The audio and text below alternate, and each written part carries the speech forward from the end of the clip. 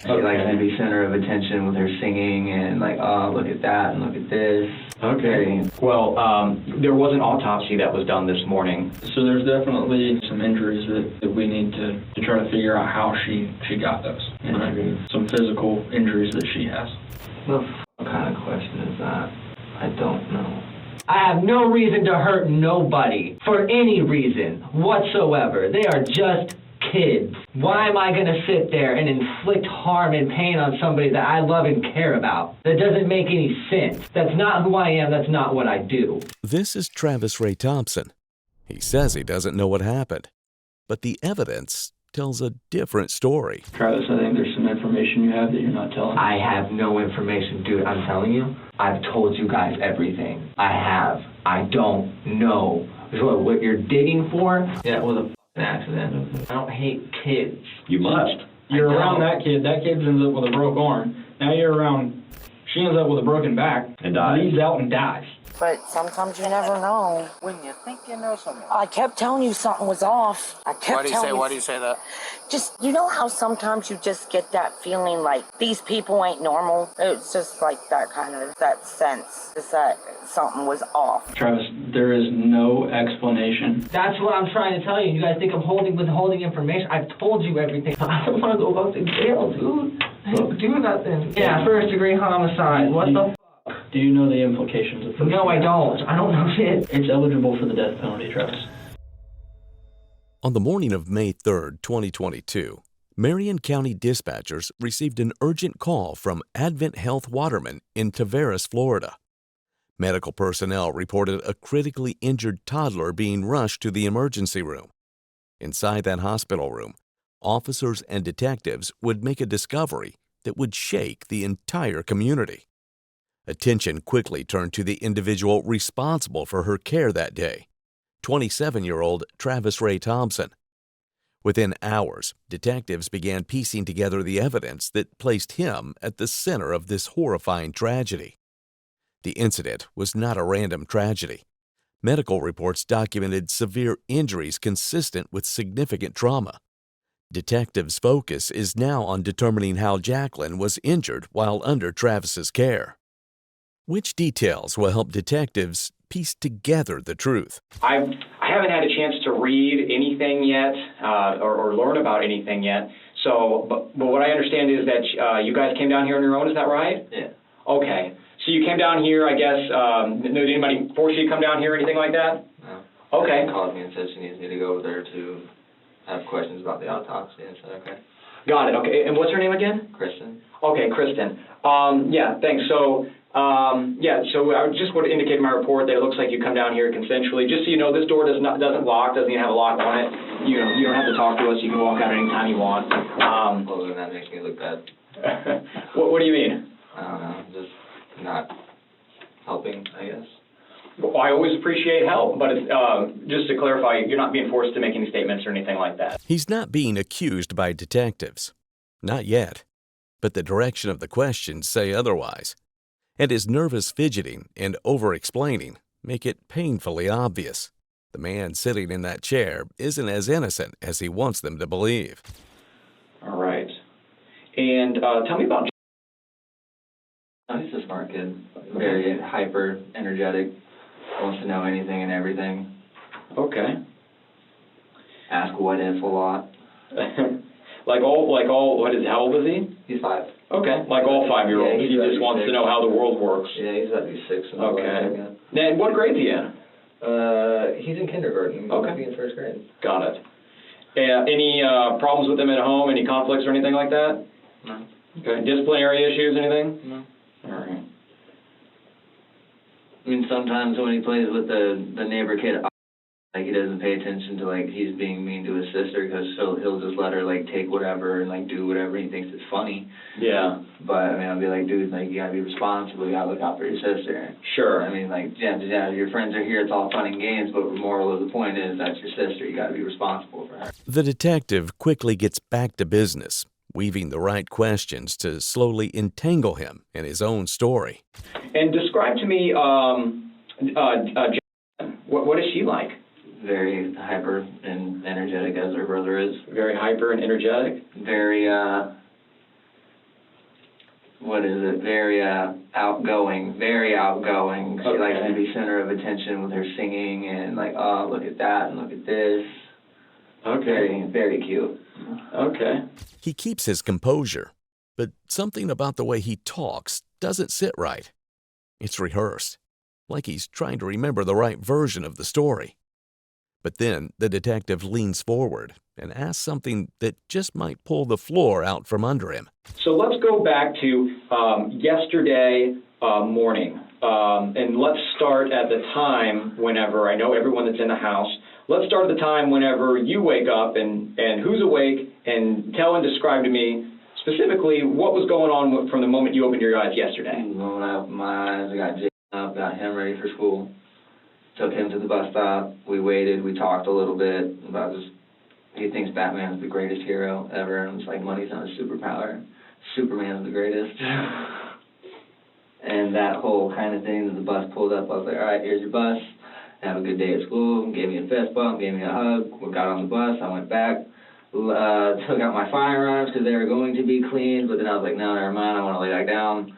I laid back down, and then Kristen was late for work because at that point it was like 8:30. She had to be there at like 9, but she just decided to be late. So then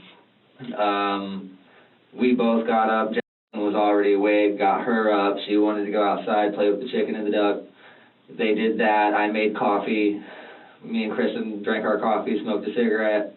Me and Jen went down to the lake while she went to work, and then after we came back, I put her on the couch to watch Cat Dog. She had her drink. I told her the cheeses were right there. If you want some, help yourself. I don't care. She was with Luca.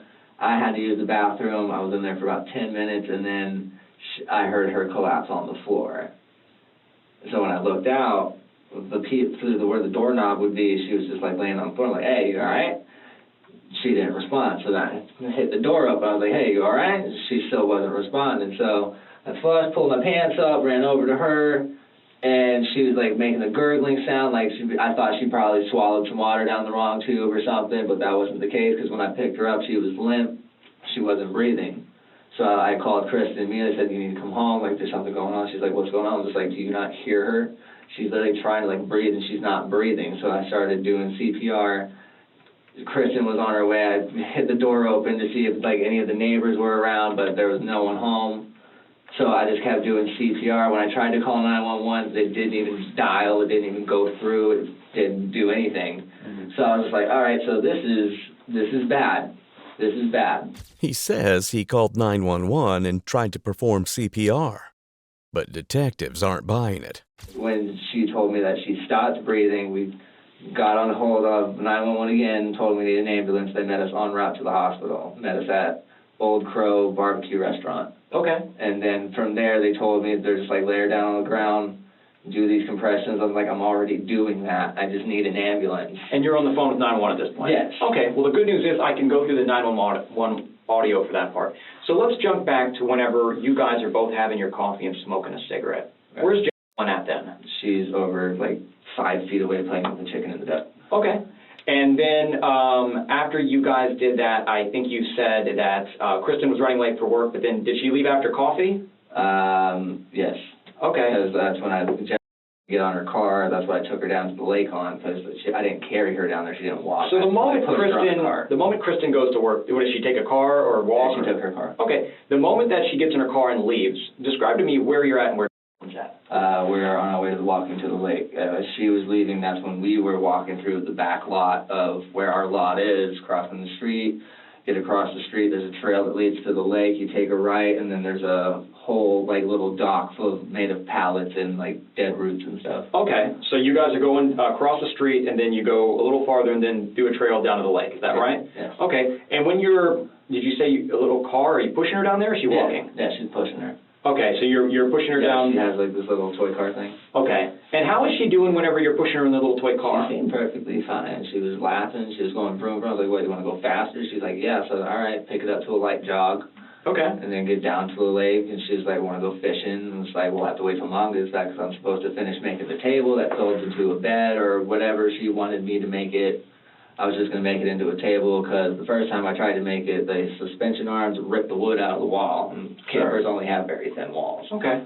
Every casual detail he gives feels like an attempt to sound normal. But the more he talks, the less it feels like the truth. Detectives have held back one report, the autopsy. When they bring it in, his timeline will buckle. The injuries that we're talking about are significant. This injury that is to her body, whenever the doctors looked at it, whenever they did the autopsy, they were looking at this injury and they're going, this injury doesn't seem to make any sense with this sitting on a futon and getting hurt thing, and you're with her. It was something from before when she wasn't in my care. So that's why a polygraph, a lie detector, would be so telling, because if it's outside of your care and you have nothing to do about it, the guy that does the polygraph, that's not us, it's somebody that knows how to work that machine. They'll be able to look at it and they'll be able to get a better understanding for that. You know what I mean? It's something that I've seen people be able to tell their families, their loved ones, you know, look, I did this and my name is clear on this. Would that be something that you'd be interested in doing today? Not. So now that you've been able to think about it for a day, and I'm not a doctor, Detective King's not a doctor, none of us, we're not doctors, but we learn things and we've learned things, and I'm sure that you've been able to think about things. What do you think happened? I don't know. That's what honestly bothers me, because the deeper I think about it, I can't answer that. Like, even I've asked other family members, like, what do you think could happen? There's like, oh, it could have been like a brain aneurysm, or it could be lupus, or this, and I was like, someone else mentioned lupus too, but I was like, there's no way. Or it's SIDS, and it's like, see, but no, she's 2, and then they told me that, like, it's a 60% chance between kids that are like 4 months old and 6 years old. I'm like, I don't exactly know that, because I don't have kids. Is Kristen concerned that maybe you did something? No. Okay. Has she accused you of anything or anything like that? No. All right. Have you ever been in a situation where you've been worried about, accused of, like, abusing a child or hurting a child or anything like that in the past? I have. Is Kristen aware of that? Yes. This is where the detectives once again explained to him that there was an autopsy suggesting otherwise to what he's been saying. Well, there was an autopsy that was done this morning, and like I said, How did that come we're about? not doctors, and they haven't even released the final report yet. But Detective King, you were there, right? I was. Could you kind of describe what you saw then, so we can kind of get on the same page here and understand a little better?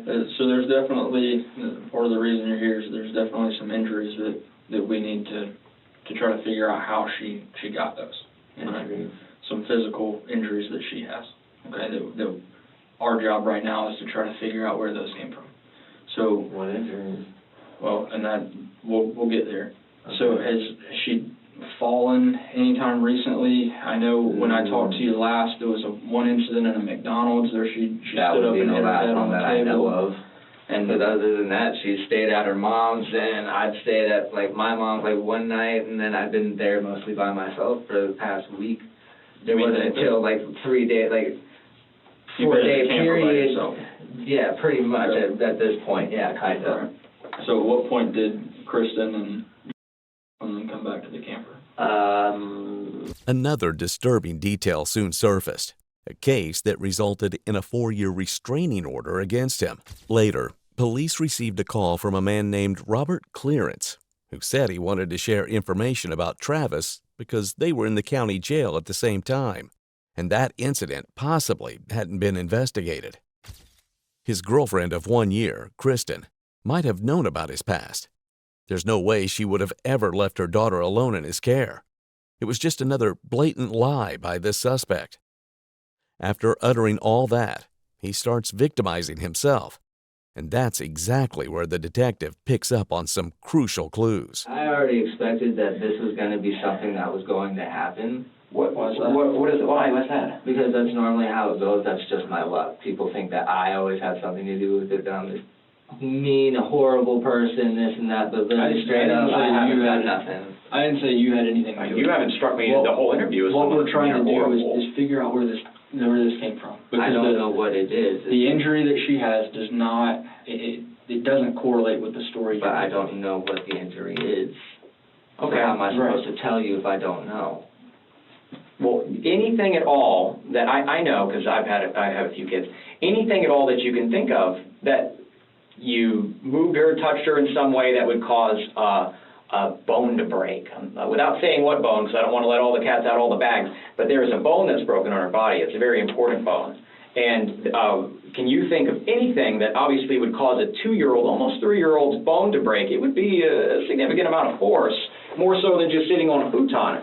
And that's why we're just trying to figure out if there was something that you had left out earlier. And look, I understand sitting here talking to a couple detectives, you got your girlfriend of a year, she's trying to find herself, and you were watching her child, there's a lot of pressure on you that you maybe had forgot something or had left something out, which it can be clarified right now. And I get that. I've done this long enough to know. I just kind of want to start over again and see if there was something that happened. The detective is keyed in on him, starting over the story for a reason that will soon become clear. But first, they ask how he picked her up and whether it was forceful or harsh. Did you pick her up and you move her around some way? Did No, she? I was very delicate with the child. Okay. And what is it? We want to make sure that we have all the answers. And what I can't quite figure out is this injury. I'm not seeing a correlation of what I'm right. And I'm not seeing the correlation between that injury and your recollection of what happened. And I'm wondering if there's something missing, if there's something you forgot, if there's something you might be worried about, any of that. He acts like it's nothing unusual, saying he's worried about what happened, but has no idea how it happened. None of this makes sense to the detectives, so they move in with a question that's about to unravel something big. Are you a victim of child abuse yourself? Yes. Why would I want to inflict that on anybody else?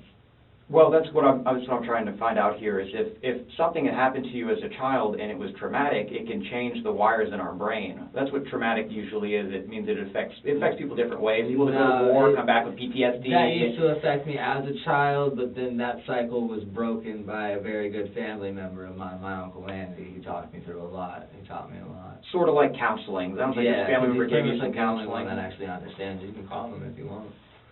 And I've been doing this so long that I've seen people, unfortunately, they get so frustrated with something, whether it be a girlfriend or a family member, that they've done things that they regret or a mistake they made.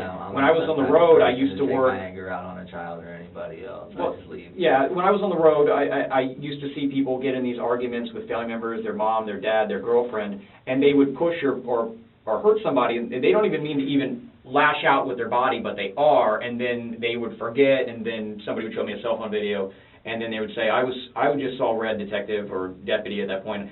I blacked out, and I don't even know what I was doing. No, nothing like that, no.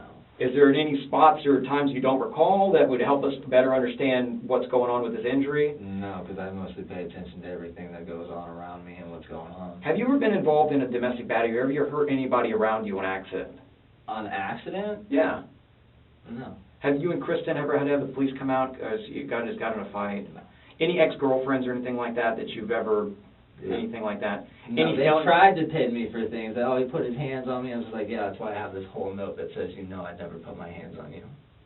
Okay. Give that to the judge. And like, what about family members, brothers, mother, dad, anything like that you've had, Don't that see you've 'em. hurt or anything like that? Don't see him. Any physical conflicts at all during your life that you can recall? Of me wanting to hurt people? Yeah. My mom's ex-boyfriend. Okay. Did it ever get physical with that Oh, person? it got very physical. Okay.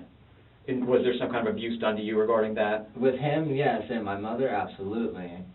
Okay. But I was standing up for my mother. Okay. And I'm understanding a little bit about you. Now, look at it from our point of view as investigators. You're talking to us about a prior time that you were accused of some form of child abuse that resulted in some 4 years later paperwork, and then now we're seated here and Detective King goes to an autopsy and there's a significant bone break while you're caring for the child. That's why, if you were in our shoes here, you'd be looking for a little bit more here and trying to make sense out of something. And now he starts panicking a little, as you can see. And the other part that I'm looking at, like we were talking about with you maybe forgetting something, okay? That this time that you told this detective here what was going on, you said you tried to call 911 from the camper, is that correct? Yeah. Did you try to call 911 from the camper? Yeah. Okay. I told you that too, but But it really did not go through at all. So here's the problem that I have with that, okay? You gave me consent last night, we don't hold the entire yeah, phone. the documentation. There's no, Exactly. it records everything that phone does, and there was no attempt to call 911 from that camper. But there was. The phone says there wasn't. I know the phone says there wasn't, but that's what I also mentioned as well, that it didn't go through at all. I would hit it. It doesn't have to go through. It records. If a number is tried, it could be completely disconnected from service, and you try to call a phone number, and it will log that it is trying to call that phone And it number. failed immediately.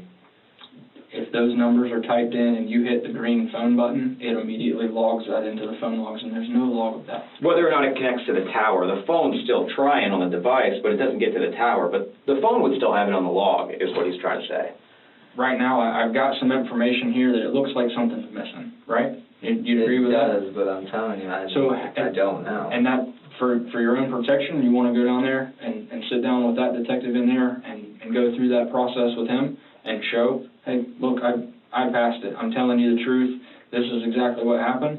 Then I take that and say, yeah, But okay. I don't need a polygraph test to tell you that. I don't know you any better than you know me. It's just another way that we Yeah, can but how would I explain know things. you guys aren't trying to turn anything around to use against me? The detectives now confront him with something solid, his phone records. Travis insists he tried calling 911 from the camper, but the data says otherwise. His story is starting to collapse under its own weight. The detective tries to refocus on the part where there were absolutely no calls made to 911 and suggests that Travis take a polygraph, a sort of lie detector test. That's when Travis snaps back again, this time accusing the detectives of trying to set him up for something he claims he didn't do. The detectives calmly explain that the person conducting the test will be someone else and that they won't even be in the room when it happens. But what he says will shock you. There's this thing that doesn't make any sense, because it doesn't make any I sense. understand, but at the same time, it sounds like a setup. What do you mean, what kind of setup? I don't know, like you guys are trying to get me for something. I've told you everything that Well, I know. here's what I'm trying to get. I'm not trying to get you for anything in particular. You don't strike me, as long as we've been talking, you don't strike me as this guy that's like trying to attack me or yell at me or fight me or as some kind of monster. You strike me as an individual that something happened that's being left out, because this injury to the child is not being explained at all from what we've learned so far. Yeah, and when she was in my possession, in my care, she didn't fall, she didn't have anything going on. And that's why I'm wondering if there's some time whenever you had to discipline her and something got out of hand, she got hurt or something like that, and you're leaving it out. And I understand you leaving it out, because I wouldn't want to lose the person I'm in a relationship. I wouldn't want to have that stress or that shame or that embarrassment on me, and you leaving it out before. But now there's this medical report that there's no contesting it. We can't just say that this injury happened from a futon area with whatever it may be. Sounds like there's some soft structures there. It's a camper. That's not making sense. That's not making sense from like a scientific standpoint, that this injury could happen in that setting. It doesn't make any sense. And so that's why we're trying to ask just questions whether or not you did this intentionally, whether or not this was an accident. And we're not here to judge you regarding whatever those outcomes are, but we need to make sense out of it. We just have to understand why it happened and what the circumstances were, without any judgment from us. In fact, what we talk about is Why do private. I feel like a target? Well, you're not a target. You're definitely the person we want to talk to. You're the person that has the most information, because you were with whenever it happened. So you're like the main source of information here. And obviously there's like some things that we can't seem to sort out. So that's why we're coming to you, and we're trying to learn about these things best we can. And you said yourself, it doesn't make sense. It doesn't. And But I don't have all the answers. I can't. If I could answer that for you, I would, but I can't. I don't know. Travis keeps dodging and denying. He insists he doesn't know anything. Not how it happened, not why it happened. But how long will the detective let him hide behind that answer? And the conclusion, ultimately, that we're learning that they're coming to is that this is going to be ruled as a homicide. Okay? Homicide. Yes. So to define what a homicide is. I know what a homicide is. Yeah. That would be that her death is the result of your actions. Okay? Of who she was with a human being at least. Yeah, her death would be the result of another human being's actions.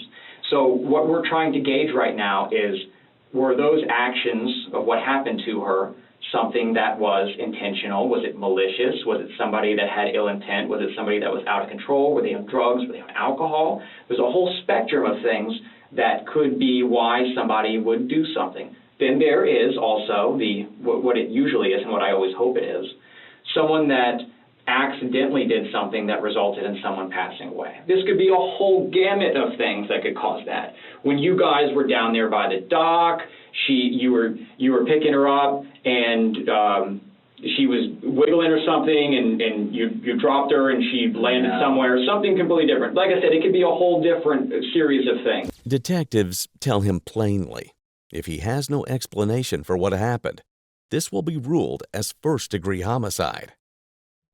Unbeknownst to Travis, detectives already had enough evidence to see through his story, the autopsy report, the phone records, and his history of violence.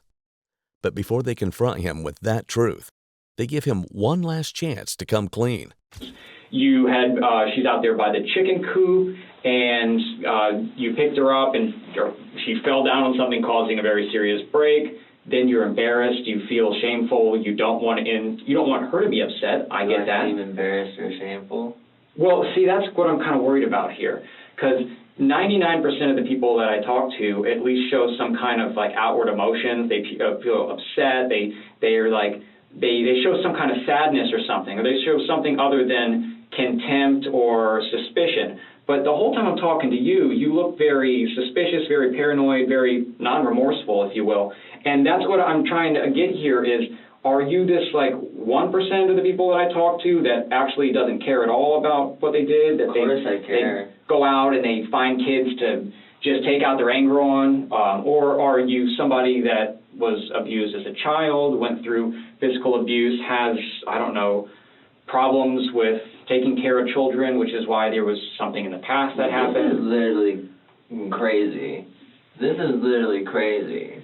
Well, yeah, I don't think it's actually crazy, because when I think crazy, I think it's like crazy. like schizophrenia. Do you have schizophrenia? Do you have bipolar disorder? No.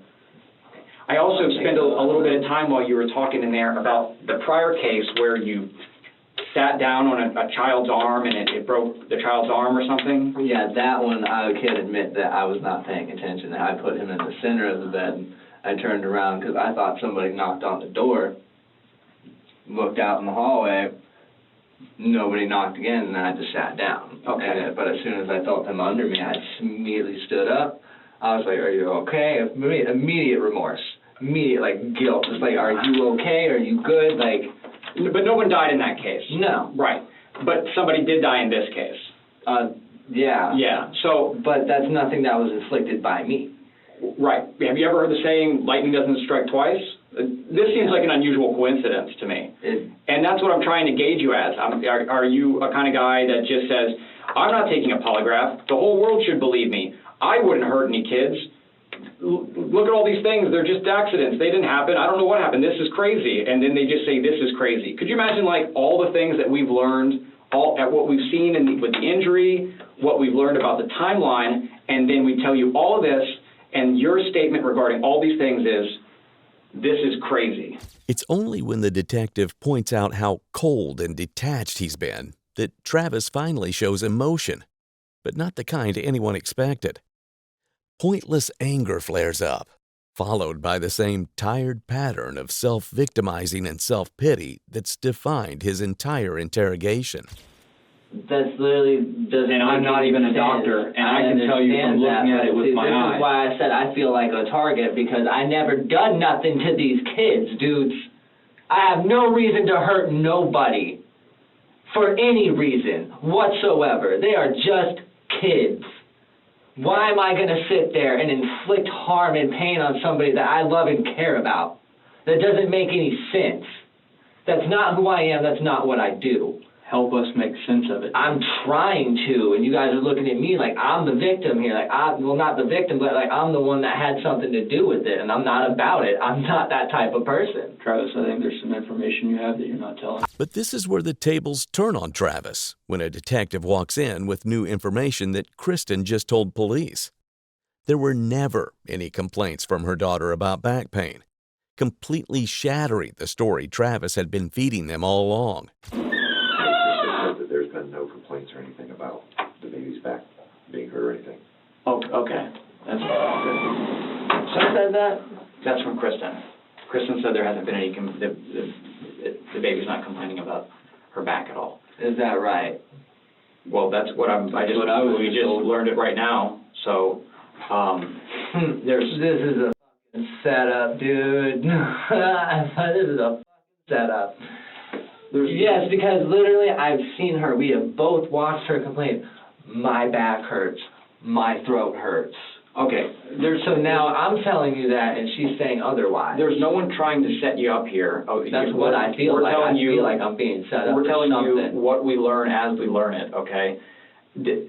I would love to be able to call back the doctor and explain something that's being left out. Because I'm telling you, it's going to come back as a homicide. That's ridiculous. You are going to be involved as the last person that was with someone that died from homicide. This is completely separate than what happened before, where you said that you sat down on someone's arm, and then also that child happened to have their teeth knocked out or whatever. This is separate. Let's go ahead and put that one in the past. That's the thing. I didn't tell you that. I read the report while you were in there talking to her. I've been trying to look, like I said, it's fluid and dynamic. That's why you brought it up earlier, and I know that's why you brought it up. That's why I told you. Okay, so Once again, he falls back on the same worn-out act, insisting he's being set up and claiming he doesn't know anything at all. Travis eventually walks out of the interview room, maintaining his account of events. Meanwhile, detectives move on to gather statements from neighbors. The subsequent reports document the extent of Jacqueline's injuries. 1417. But sometimes you never know. When you think you know something. I kept telling you something was off. I kept telling you. Why do you say that? Just, you know how sometimes you just get that feeling like these people ain't normal? It's just like that kind of, just that sense. Just that something was off. Another neighbor even recalled overhearing Kristen arguing with Travis, shouting, "Don't hit my kids." It's probably about almost 2 months ago now. I had heard her arguing with them about hitting the kids. About who hitting the kids? Travis hitting the kids. Okay. Did you physically see it? I didn't see anything, but I heard them arguing over the fact of it. Don't touch my kids kind of shit. How old are you? All the evidence had already been pointing to the truth, but it was the reports that arrived 4 months later in September that sealed it. That's when Travis was arrested once again and brought back into the interrogation room to finally face what he had done. it's been a while since we talked. No one's talked to me, but I can tell you I've been harassed the entire time. Well, I'm really sorry about that. I don't think I haven't harassed you in any. We haven't No, talked not to you at all. you, the family. Alrighty, well, hang tight. Let me get, could you, get his handcuffs moved to the front? We'll talk in 1 second, okay? Let me just get all this stuff taken care of and printed out.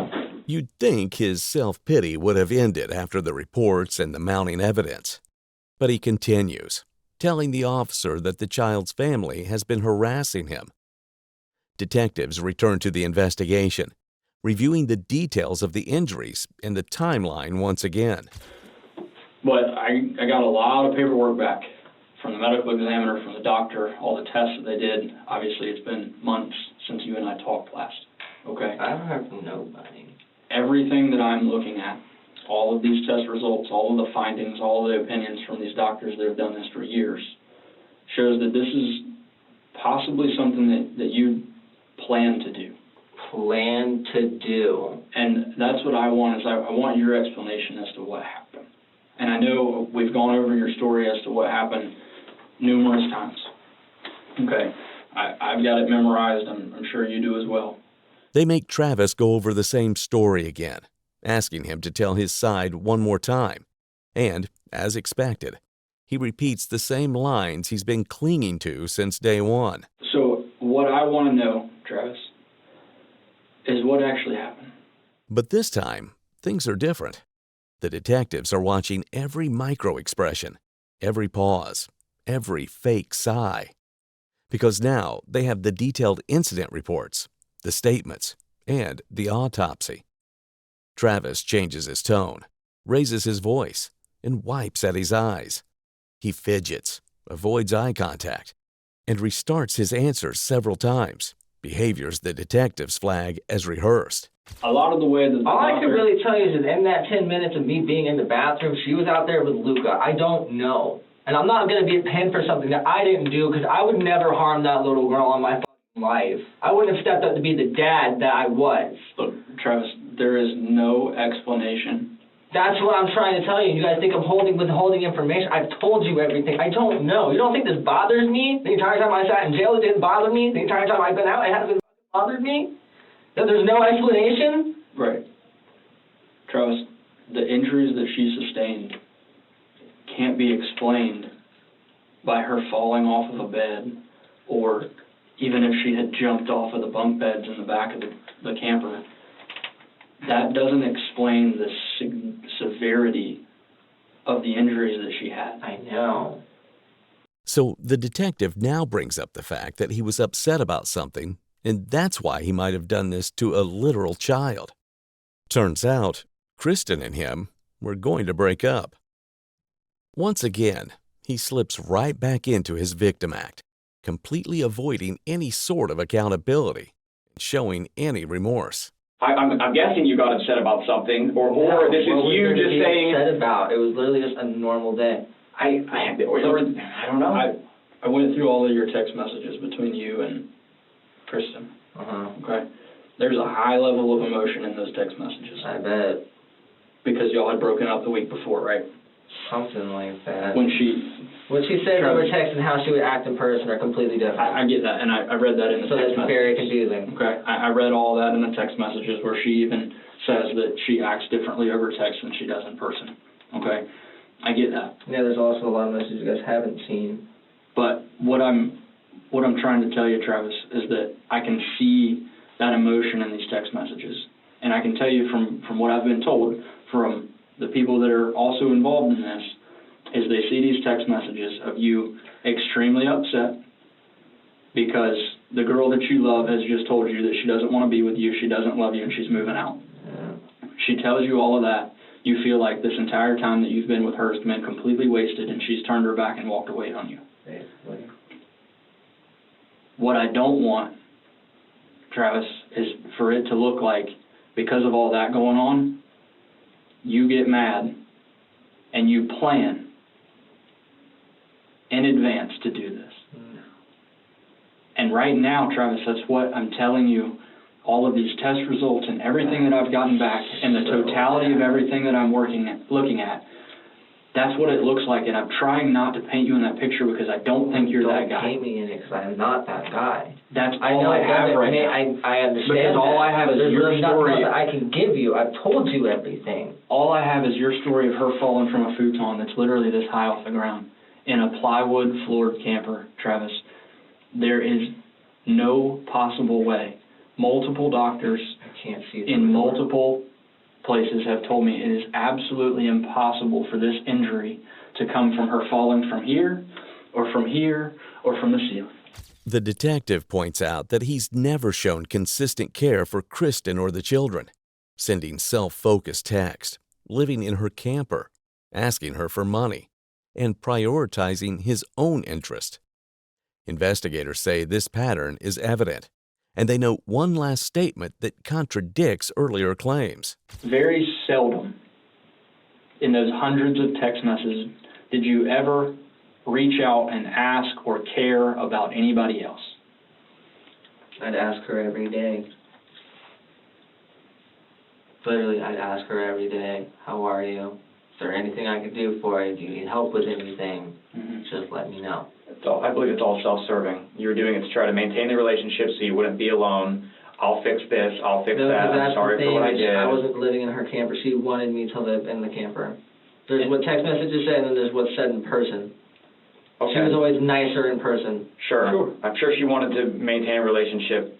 Because when her parents kicked me out, she said I can take the camper. I said I don't want to do that because I didn't do anything. I saw a lot of her sacrificing stuff for you. Yeah, I know. Giving up the camper. I've told her I appreciate supporting that, you but financially. I can't do that because I did everything that I'm doing so you and the kids have something. Emotionally trying to get you into the vines. And I can see all these text messages, Travis. You say that this breakup and all was in the back of your mind and that it was stressful, but it was all right. Where your phone paints a different picture, Travis. Or your entire conversation with Kristen is you begging her to come back and her saying, Travis, leave me alone or I'm going to block you. And then you sending her 10, 15, 20 text messages in a row, phone calls, PTSD. all of the Google searches that you were doing of how to fix your relationship, how to get your ex-girlfriend back, all of these different things that you're doing this entire time that all of this is going on. Travis, and I'm telling you, what I'm looking at paints a real bad picture, and I'm trying to get the truth, and you keep telling me that that's what you're doing. You're telling me the truth, but you're not. You've convinced yourself of something else. You've convinced yourself that the story that you've told me is actually what happened, and it's not, and you know that it's not. And I'm trying to give you the opportunity now to paint yourself in the right picture of what actually happened, because I don't know what actually happened inside that camper. The only person still alive that can tell me what happened in that camper is you, Travis. The other person that was in that camper is dead and gone forever. His story has completely unraveled. The detective tells him outright that he's responsible for Jacqueline's death. But even then, Travis refuses to accept it. Tell me what happened. I can't tell you because I didn't do it. Travis, you murdered her. No, I did not. You did. Don't label me a murderer, dude. She's not alive because of you. This is where we're at. I wish I could make it better. Even I wish I could go back in time and somehow make it not happen. But from what I'm seeing from you, it is this dead fast wall. I'm not moving. I don't know what happened. I'm not telling you.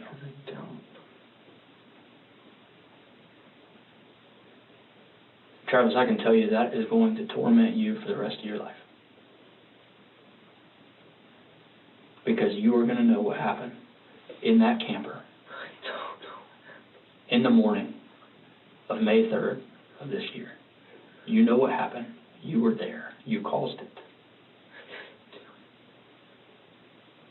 Travis. I didn't cause it. You did. Yes, you did. No, I didn't. You did. Yes, you did. And you're going to have to face that reality. You can tell yourself that all you want, Travis. But everybody knows that you did. The doctors, who have no idea who you are, had no idea who Jacqueline is. Either way, I mean, you are being arrested for this, for first-degree murder because you killed a child, and yeah, I don't really know what else we could do. Well, I think we've given you all the opportunity that we can, Travis. Yeah. The detectives, for the last time, try to make him understand how his refusal to address how Jacqueline's back was hurt, combined with constantly deflecting and making everything about himself, would look in court. Then, when he finally reaches the end of his self-victim act, Hey, this is where we're at. So you're gonna. I'm not believable. You're gonna take this to the jail. You're gonna sit before the judge, the jury, everybody under the sun, and Travis is gonna say, I don't know what happened to this innocent little girl that just wanted to watch cartoons and have a sippy cup, and then her back ends up broken. Her spinal cord is broken. She bleeds to death in pure agony and pain. Which I don't believe that was happening. Believe it. After I'm telling you. The doctors explained that the pain was so excruciating, that's probably why she was unconscious. She was unconscious. Okay, this is it. We're going to walk out the door. Listen. We don't talk again. You're going to be assigned an attorney, and he's going to tell you, obviously, you don't want to talk to these cops, but you should, okay? You should tell the truth. You should tell your side of the story. Help yourself People. out. the detective lays it out for him clearly that he is going to be assigned an attorney. But even at the very end, there's denial. I don't think you do. I do. What part of that do you not understand that you should tell your side of the story? I'm tired of repeating myself. This is I not going wouldn't to repeat be. yourself. This isn't going to be like your misdemeanor violation of an injunction. Oh yeah, like I'm gonna get out anytime soon. You're I'm like, probably get gonna get the death penalty and die. The interrogation ends with him finally admitting just one truth, a single fact amidst his countless lies. It's not true. Who Who do you care about besides yourself? Nobody. That is apparent. That's a true statement. That is That the we've first heard. truth. Yeah. When the interrogation ended, Travis Thompson never fully admitted to everything he had done. The evidence, however, left no room for doubt. Medical reports confirmed the horrific injuries inflicted on little Jacqueline. Statements from Kristen and neighbors, combined with phone records and documented inconsistencies in Travis's account, painted a clear and damning picture. On June 4th, 2025, after nearly 2 hours of deliberation, a jury found 27-year-old Travis Ray Thompson guilty of first-degree murder in the 2022 death of 2-year-old Jacqueline Schwingle. Judge Barbara Kistner immediately sentenced Thompson to life in prison without the possibility of parole. The courtroom was filled with Jacqueline's family, mourning the loss of a 2-year-old daughter, a bright little life stolen far too soon. For the community in Marion County, the tragedy left a lasting scar. One innocent life lost, one monster held accountable, and a sorrowful reminder of the vigilance needed to protect children.